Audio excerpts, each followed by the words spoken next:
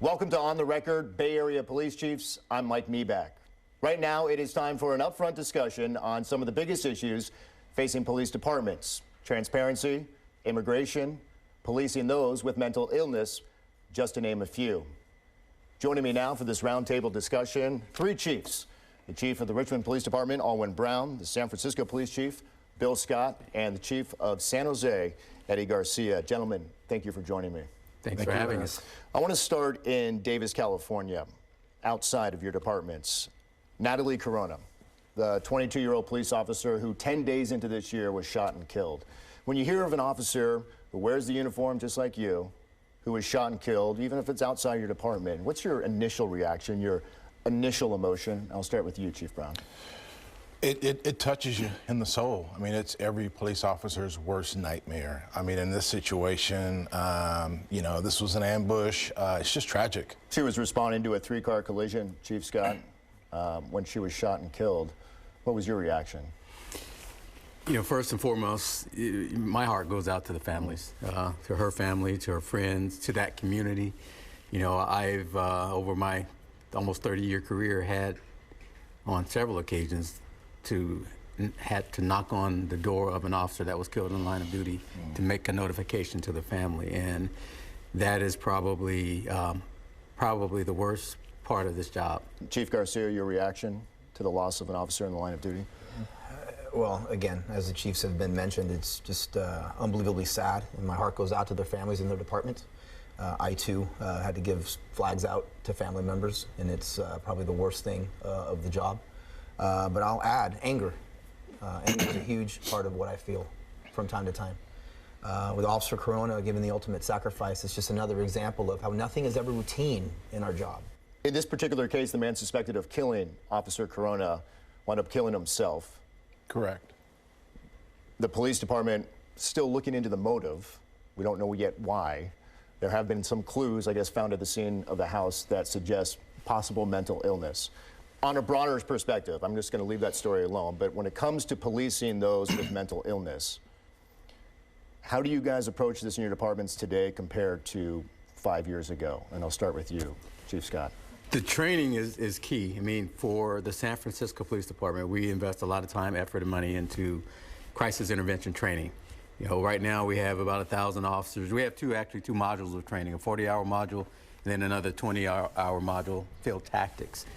Training is everything, you know, in terms of how we interact with people that are in mental crisis, the de-escalation tactics, the field tactics, how we assign tasks when we're in a crisis situation.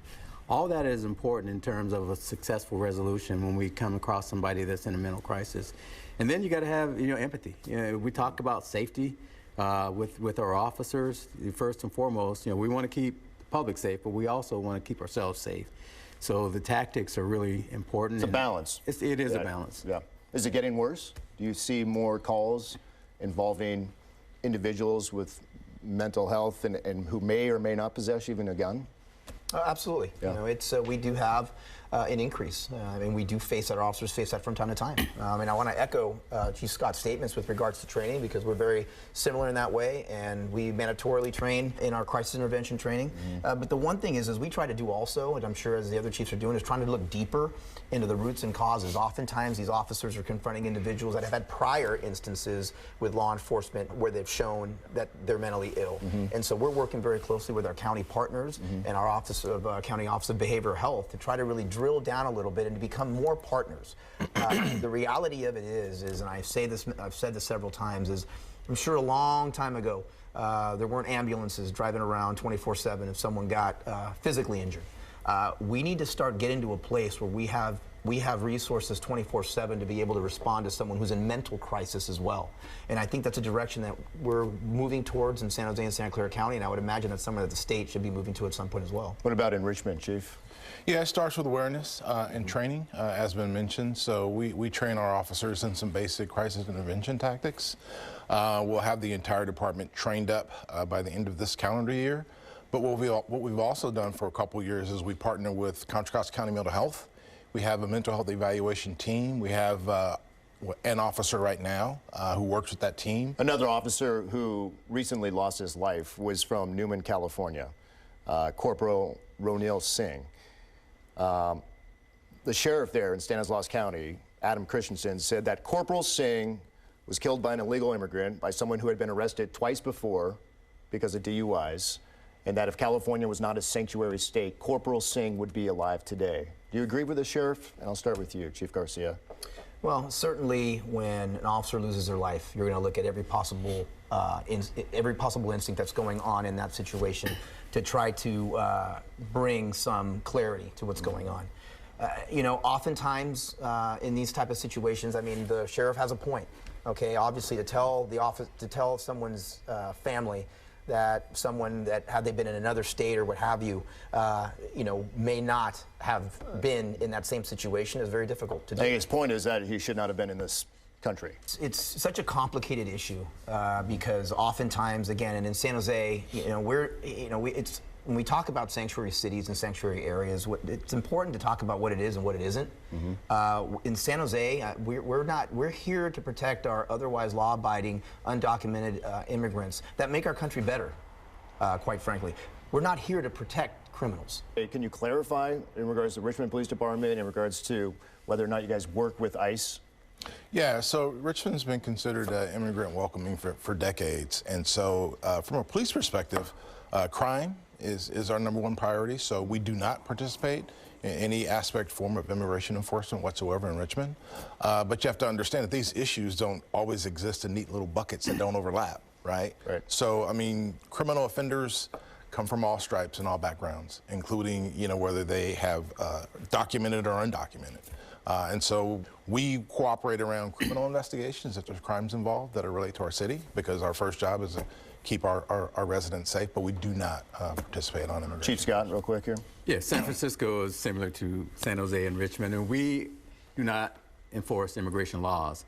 However, as Chief Garcia noted out, if there's a criminal investigation done by the Homeland Security Investigation, HSI, which is the criminal enforcement of Homeland Security, or ICE, if it's criminal matter, that's a different story. And we just had an investigation last year where we partnered with Homeland Security. It was a number of unsolved murders that we worked with them for actually a long time to bring these murders to resolution. And that resulted in a number of individuals that were arrested for an array of murders.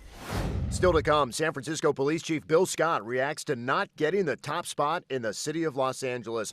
Also, homicide numbers are down in a number of Bay Area cities. The three chiefs dive into the reason behind the drop when On the Record Bay Area police chiefs return.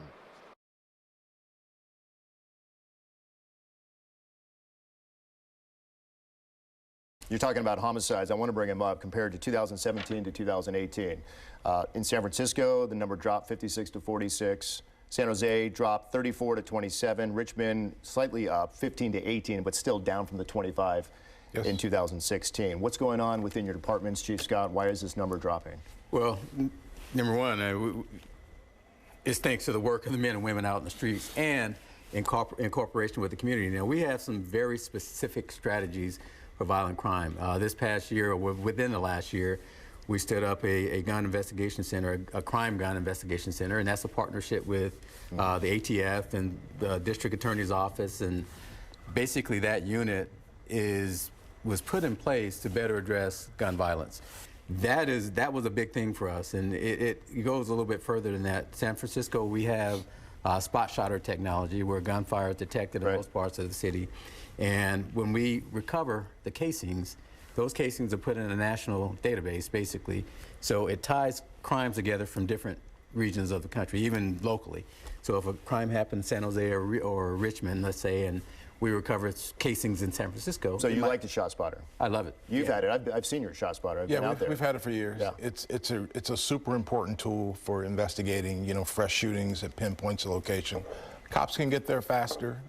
You know, we noticed about 90 seconds ahead of the first 911 calls that reported. But when we first got the technology, it sort of retrained our community as well, because in certain neighborhoods that are really plagued with gun violence, people just learn to be helpless and call it in. Yeah. But we encourage, and that happens today, people to call stuff in, and ShotSpotter helps with the first steps of those investigations. It's been a game changer for us. Chief Garcia, what would you say is the #1 reason for the drop in homicides in your city? Well, again, to Chief Scott's point, I mean, it's the men, the work of the men and women. You know, I'll tell you, this year we've probably taken almost 200 guns. Last year we took almost 200 guns off the streets of San Jose and the criminals who possessed them. And the work that's a big number compared to previous years. Well, just to put it in comparison. Well, what I tell you is that is a bigger number than because this is proactive activity. This isn't special operations. These are officers that are tasked with handling the 911 call for service. That in between a call, make a decision to conduct an investigative stop on someone and put themselves in harm's way and take these guns off the street. Every gun that we've taken off the street is absolutely stopped a homicide from occurring, stopped an assault with a deadly weapon from occurring, and stopped a victim from being victimized. Okay. The California Police Chiefs Association endorsed Antonio Villaraigosa for governor nearly a year ago. That apparently did not work out, as we have a new governor named Gavin Newsom, former mayor of San Francisco, the former lieutenant governor. Do you guys have a relationship with the new governor? Do you like him? Do you not like him? You're on the record, Chief. I don't think there's a time when I'm not on the record. I don't know him. You don't know him? I don't know him. But I'm very hopeful, quite frankly, that we work a little bit closer, quite frankly, with the police chiefs about moving forward. Why? Well, I don't think there was a lot of thought. I don't think things were. There's things that came out of Sacramento in the last few years that I didn't agree with, and that I can tell you my community doesn't agree with. I would hope that we could at least have conversations on bigger issues and bigger topics and understand that we're not too far apart. We all want our community safer. We all want our community to trust our officers. And I think bringing us to the table a little closer can make a lot of difference. Is it important, Chief Scott, to have a good relationship with the governor? Well, does it mean anything for your department? Well, it's important to have a good relationship with the people in Sacramento, period. And there's a lot of decisions that come out of Sacramento that influence what we do. So, of course, we want to have the best relationship that we can have. And to your question, there's a lot of legislation. Law enforcement is changing rapidly. And there's a lot of legislation coming out of Sacramento that, you know, we would like to have a voice in and weigh in on. And I think those relationships definitely help to give us an opportunity to be heard. You know, ultimately, the governor has a big job. But what we ask for is that, you know, I believe Governor Newsom is the type of person that will listen to what we have to say and consider it. And that's all we can ask. You agree? Yeah, and I think it's important, you know, that the governor be in touch with the local issues, especially in urban environments where a lot of what we're dealing with is prioritized around violent crime, which is the greatest threat to our communities anyway. I mean, we're all about, you know, making our communities safe and having safer communities. So if you had a one-on-one, not to interrupt you, if you had a one-on-one with Governor Newsom, you would ask him for what more? What do you need? I would talk about support for young people, specifically young people at risk for getting involved in serious offending that leads to gun violence and these, you know, gangster dynamics that we see that now play out throughout the region. Chief Scott, you have been around for a couple of years now. You did have interest in going back to Los Angeles for that chief job in the city. You didn't get the job. Were you disappointed? I'm happy to have a job, so no. Look, I mean, there were a lot of things happening, you know, during that time, and I remember being on your show and you asked that question. I didn't know if you'd show up at the next roundtable. But you know, the bottom line is I'm very thankful and grateful for the people in San Francisco. Number one, they offered me the opportunity to be a chief of police in a great city, and secondly, when that didn't work out,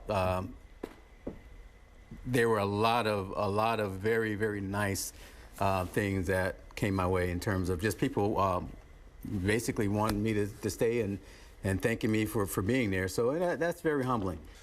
So police officers, I read in San Francisco, may no longer demand a person, whether they're cuffed or not, to sit on the ground or sidewalk at a crime scene. What is wrong with having someone sit on the ground? Under the appropriate circumstances, nothing. So a couple of things. Number one of the things that we want to be as a police department is a police department that treats people with respect.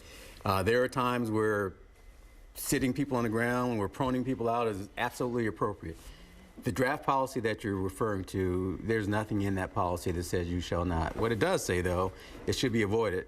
And if you do have to, you should be able to explain it, which I think is reasonable. And we're all about treating people with respect. You know, 30 years in this business, and I worked some really tough areas in Los Angeles. I worked homicide, I worked gangs, and I worked in some really tough areas.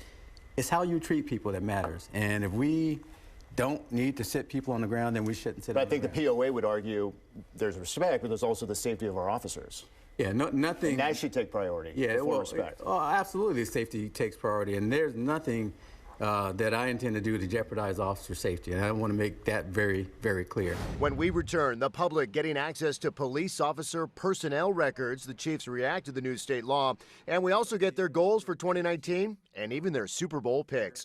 When On the Record, Bay Area police chiefs return. It's a lot. Chief Brown, do you foresee officers being terminated, being let go? Chief Garcia, let me go to you, and I've talked about this with you before, but your response times in the city. According to the city auditor, it says you're failing to meet the goal that you have for life and death emergencies. Is the goal 6 minutes? Yes. And what you're getting is 9 minutes? Why is this happening? Well, again, we actually brought ourselves up from a standing 8 count in the city of San Jose. If it wasn't for the decisions that our mayor, city council, and city manager made, we would be in a dire situation right now. Luckily, we're growing as a police department. We are a city of almost 1.1 million people, 10th largest city in the country, and we have the smallest police force, arguably proportionately, in the nation. And so we are growing. We're growing slowly. But obviously, that's having the men and women on the ground to be able to respond to those calls for service. You need more officers? Yes, we need more officers, but we also, I don't think any of us here is going to say that we don't need more officers, right? But to specifically increase response times, that's about having more officers available to respond to those. And we're making strides in San Jose to increase where we're at, and those response times will get better. There was an internal report made public in November that morale is low, the relationship with the POA is terrible, command staff is unaccountable, that you don't have control of your department. Mm-hmm. How do you respond to that? Well, I would say that the report offers some valuable insight for us to make maybe some changes, some corrections. But I think it overstates reality.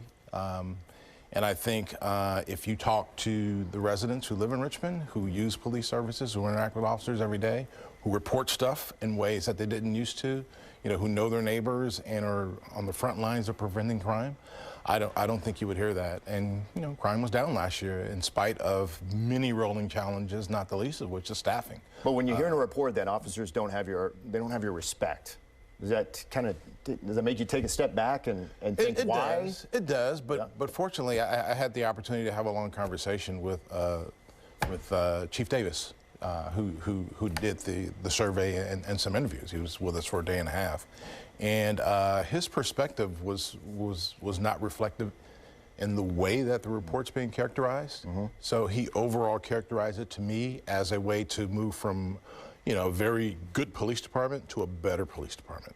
Morale starts with, the leader, being happy with no, actually it starts with the individual. Interesting. It starts with two things. It starts with how things are and change, and then sort of what you do to help that process along. So from a leadership and management perspective, yeah, we're all about giving folks the tools, giving them clear expectations, a mission.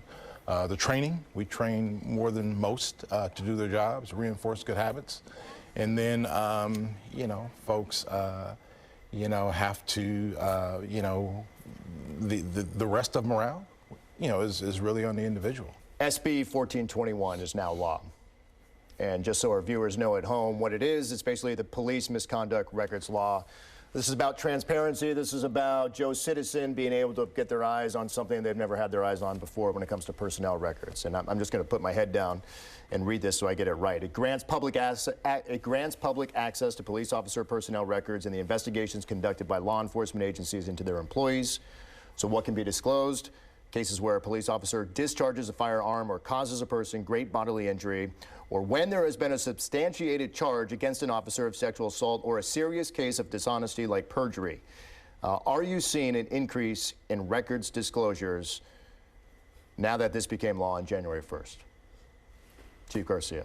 Absolutely. We're getting inundated with requests. Inundated. Yes. Yeah. Our staff, and it isn't it's some of the parts that aren't expressly written in that law. It's the retroactivity of it that really is causing a workload. Should it be retroactive or not? Well, I think those are things, going back to the conversations, I think we would have loved to sit down and discuss. Listen, I'm going to sit here as a chief and tell you that I would like some more transparency, because one of the things I think we always hear about from our community is that we can't police our own, that we can't discipline our own. The level of transparency that this provides is to be able to show that, no, listen, police departments can police their own. We do discipline our own.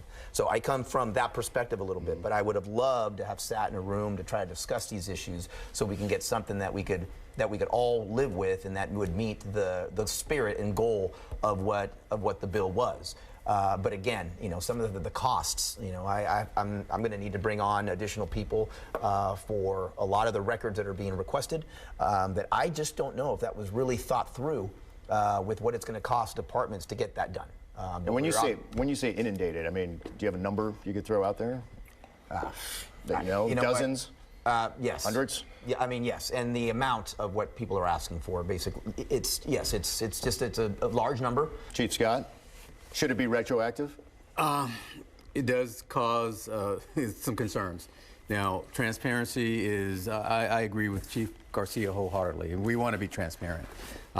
But there are some concerns. Even with the laws as they read, there are still areas that we have to go through these reports and redact. I mean, when you have a report that's thousands of pages, like an officer-involved shooting investigation, you still have other things that you would need to be concerned about, witnesses and their identities and their addresses, and CLETS information or law enforcement information that can't be released to the public. Somebody has to go through all that information, page by page, video by video, recording by recording, and make sure that things that need to be redacted are redacted, so this process is fair to everybody. Chief Brown, do you foresee officers being terminated, being let go down the road because of this new law and what people may find in these records? Yeah, it's all case by case. I think the good news is that, and what the public will find out is that there are really strong and robust check and balance systems in place in police departments. And police officers are people, so there's always that real small percentage of folks who sort of go bad and then they're dealt with. So the number of people, in terms of the more negative records, it's not a big number, but as Chief Scott mentioned, the task load in terms of reviewing and redacting and producing, the various records that have been requested on January 1st is going to be, a monumental task, especially in an agency in a city where you're pretty busy and you're doing, the officers are involved in those things. Officers, use force. Officers may have to discharge a weapon on line of duty. There are serious misconduct cases that come up that get investigated. Are you being inundated as well? Yes, we've had a number of requests that we're still working through on production, and that's going to take a considerable amount of time. All right, 2 questions, 10 seconds each. Biggest goal for 2019 for your department, Chief? Reduce crime. Reduce crime. And one thing that I really want to say, that a lot of this conversation seems like some pushback from us with some of the things that's going on. And I think what's clear, though, is I just really want to say that we're in this together. Supporting our men and women and doing the job that they do while being fair to our community are not mutually exclusive, and that's what our goal is. He took 5 of your seconds, Chief Scott. Biggest goal of this year? Crime reduction is always number one. Secondly is we want our officers to go home at night to their families, period.